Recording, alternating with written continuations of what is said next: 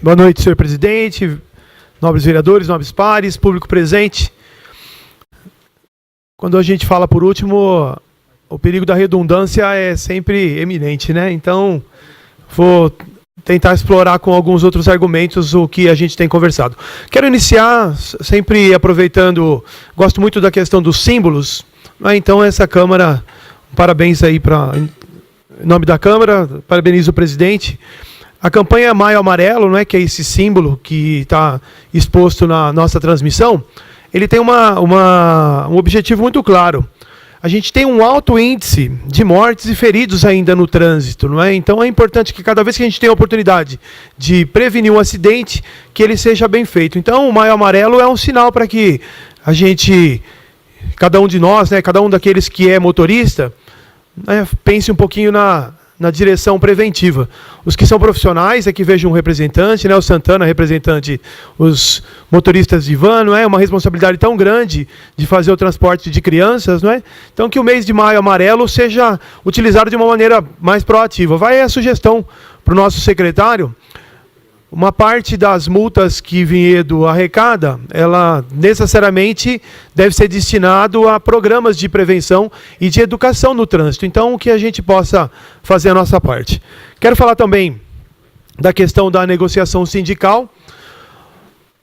Os métodos talvez são novos, os tempos são novos, novas maneiras de pensar os direitos e os deveres do trabalhador, os direitos e os deveres de quem emprega, não é? Do empregador, tanto no privado quanto na questão do Poder Executivo. Essa casa, ano passado, nós discutimos bastante a questão da mudança de regime, sair de um regime CLT para um regime estatutário, por exemplo.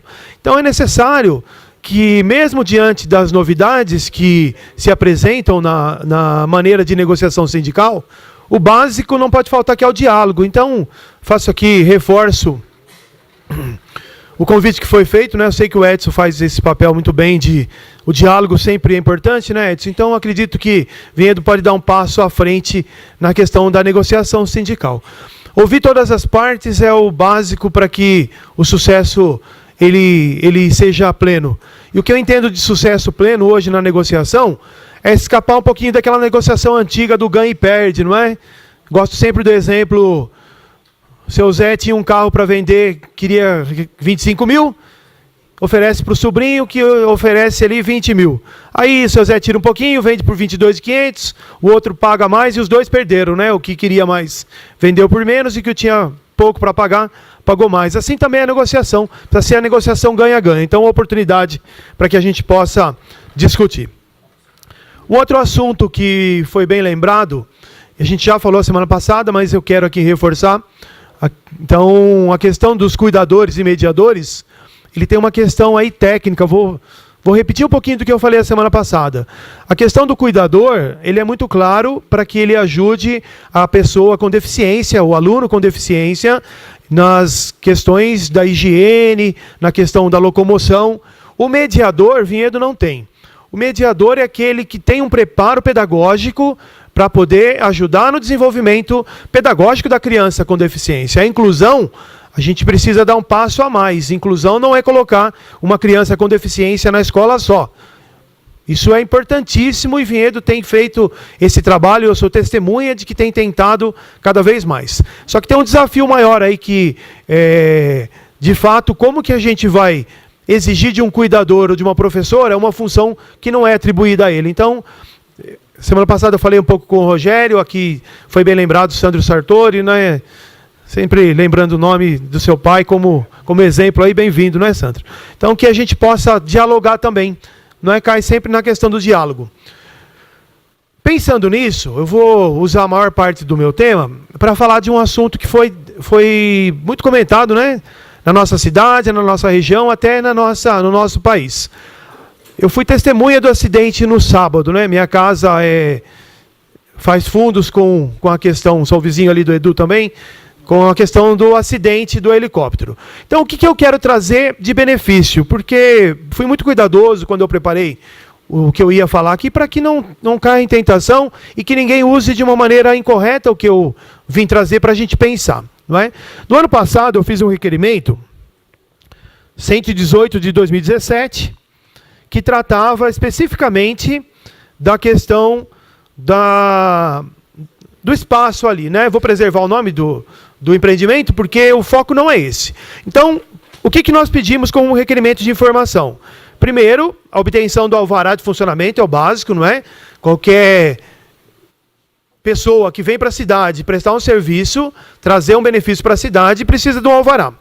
Uma outra pergunta, Secretaria do Meio Ambiente, como que ela tem cuidado? Para quem não conhece, fica até o convite, os fundos do espaço, ele faz fronteira com uma área de APP, é uma área de preservação ambiental ali. Então tem todo um trabalho que o Vinhedo tem feito, para quem lembra, não é, eu acho que até uns 8 anos atrás já se falava do corredor verde, então ali tem uma área verde que precisa ser muito cuidada. A outra pergunta, como que foi o laudo do AVCB? O laudo do AVCB é o auto de vistoria do Corpo de Bombeiro. É o básico que é necessário para que qualquer pessoa que esteja ali no evento possa ser preservada a sua vida. E aí, o que me preocupa é que a resposta veio parcial, então, primeiro, os elogios. A Secretaria de Meio Ambiente foi muito clara. Me mandou a resposta dizendo que, no primeira vistoria, abre aspas, foi formulado um auto de infração visando cessar qualquer ação incondizente com a legislação ambiental. Porque na primeira visita ficou, infelizmente, claro que o espaço não estava cuidando do meio ambiente. Ele fazia fronteira, e faz fronteira com o riacho, e eles jogavam detritos naquele riacho. Qual que é o ponto positivo? E aí vai o meu elogio. O empreendimento se prontificou de reparar qualquer dano causado, inclusive plantio de exemplares arbóreos, etc, etc. Foi realizada uma nova vistoria no final de 2017, no local, e não verificada qualquer ação recente. O projetista me ligou, eu percebi que ali tinha uma boa intenção. O dono nos procurou e falou assim, olha, a gente cometeu um equívoco aqui, vamos repará-lo. Muito bem. Aí vem talvez a palavra certa é tristeza. Porque quando eu recebi o resto do requerimento, e aqui a parte de fiscalização tributária, ele claramente diz o seguinte, foi realizada a notificação 61 de 2016 e 421 de 2017. E não nos mandam a notificação. Eu não sei como que a gente vai tentar, eu vou fazer questão de tentar colocar na câmera, aí vocês podem verificar que o que está em negrito é básico do documento. O que está dentro não dá para ler nada na resposta do requerimento. Então eu solicitei no ano passado, mandei um e-mail, então Edson, vou entregar em mãos para você, porque eu acho que o tema é importante. Porque se tinha alguma coisa errada ali, a gente não sabe o que foi.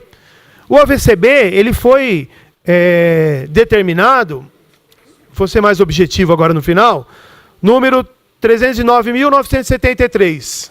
Vamos fazer um exercício com a nossa tecnologia aqui. Aí dá para ver que, infelizmente, a resposta é ilegível.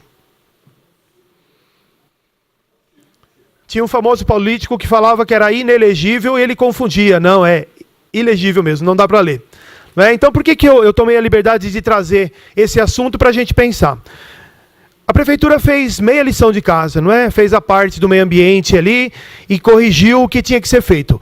Porém, o que os moradores ali da associação me pediram para comentar e trazer o tema para a gente discutir é que o recinto, ele reinaugurou. Então, até mais ou menos março de 2018, as festas eram realizadas no anexo. Então, toda a documentação que existe da prefeitura é para o anexo. A parte grande, que é onde aconteceu o acidente, ela não tem essa documentação, ou pelo menos não nos chegou, não é? Eu, como vereador, eu tenho esse direito, até porque fizemos um requerimento. A gente não tem essa informação de como foi liberada. E sendo bem objetivo e bem justo, no sábado, por volta das 17 horas, nós passamos na frente, eu estava me dirigindo na minha casa, e aí era uma festa ao ar livre, e aí frase da minha esposa: tem muita gente nessa festa hoje. Se vier aqui os carros, a gente não passa na frente da casa. E não passa mesmo. A via não comporta uma movimentação tão grande. E aqui, de novo, eu vou reforçar, não sou contra o empreendimento. Traz emprego para a cidade, é bom para a cidade. O que a gente precisa é cuidar para que não aconteça nada de errado. Infelizmente, aconteceu um acidente, eu estava do quintal da minha casa, deu para ver certinho. Meu menino tem 8 anos. Não é, quem não viu, até a gente estava de bobeira ontem lá na frente do bairro, passou uma TV lá, pediu para a gente dar uma entrevista, a gente deu e eu fiquei feliz que meu pequeno, ele falou a seguinte frase: a outra vez que o helicóptero desceu, ele deu uma volta e pousou. No sábado, ele precisou dar 4 voltas para pousar. Então ali a gente já falou assim, ué, será que é a noiva? Será que não é? O que vai acontecer?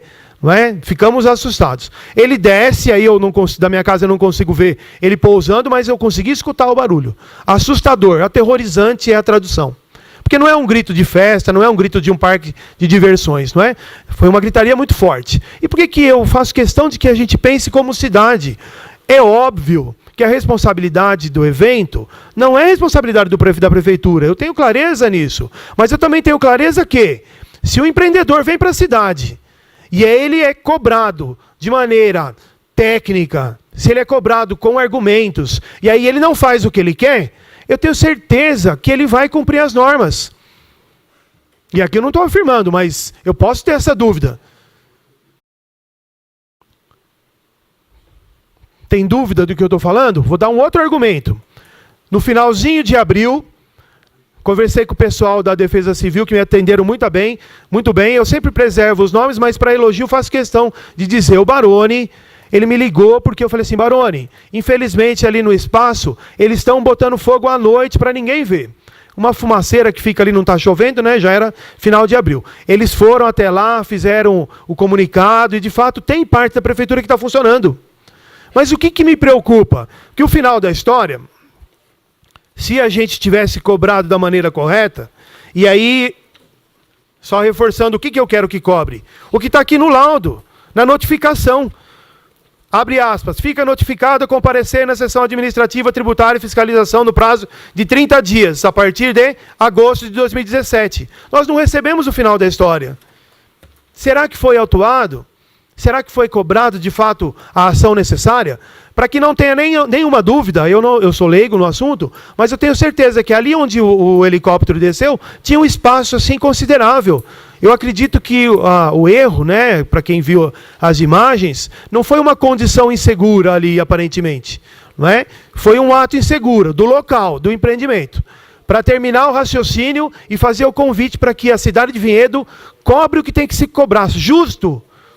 Não é para favorecer ninguém e não é para cobrar mais de ninguém. É para ser justo. O que é procedimento tem que ser cumprido, seja ela numa norma, seja num Plano Nacional de Educação, por exemplo, seja numa secretaria, seja num insalubre de um funcionário, seja numa negociação sindical. O que é justo e legal precisa ser cumprido. É isso que é o meu anseio, a minha necessidade. Relatório da ANAC, hoje à tarde. Empresa não tinha licença para táxi aéreo. Segundo o órgão federal, a empresa não tinha autorização para exercer atividade remunerada com a aeronave. Eu entrei, fiz questão de pesquisar um pouquinho na ANAC. Ela tem 2 possibilidades de pouso de helicóptero. O primeiro é o caso de emergência. O piloto tem total autonomia para decidir o pouso num caso de acidente, que não era o que aconteceu lá. Num caso de pouso regulares, que é o que a gente imagina, que o evento, eu imagino que vai vender o pacote ali, para que a noiva venha com o helicóptero, etc. Vou abrir um parênteses para fazer um gracejo aqui, que é para sempre a gente valorizar a questão do assunto, né? Lá no meu bairro, lá estão dizendo que está vendendo vários pacotes. O noivo dá de presente para a mãe da noiva, chegar até a festa de helicóptero, né? É o gracejo que o povo tá enfeito, não é? E por que eu fiz essa pausa no meio do assunto? Porque graças a Deus que foi tudo bem. Para quem viu o evento, o helicóptero caiu a menos de 15 metros das pessoas. Se tivesse girado ao contrário, não na vertical, e aquela hélice tivesse, infelizmente, partido para outra direção, talvez a gente estivesse aqui lamentando. Então, a dica para a secretaria competente, mande o relatório para a gente, porque a gente vai, de fato, ajudar para que a cidade cobre só o que é justo e legal. E aí, o final da história, a ANAC diz muito claramente, se é pouso regular, precisa a identificação correta, sinalização. Então, o meu desejo durante essa semana é que a gente volte a retomar algumas coisas práticas da cidade. Não é fazer favor para ninguém, e nem ajudar quem não precisa, mas é cumprir o que é lei. Então, por essa noite é só, uma boa semana a todos.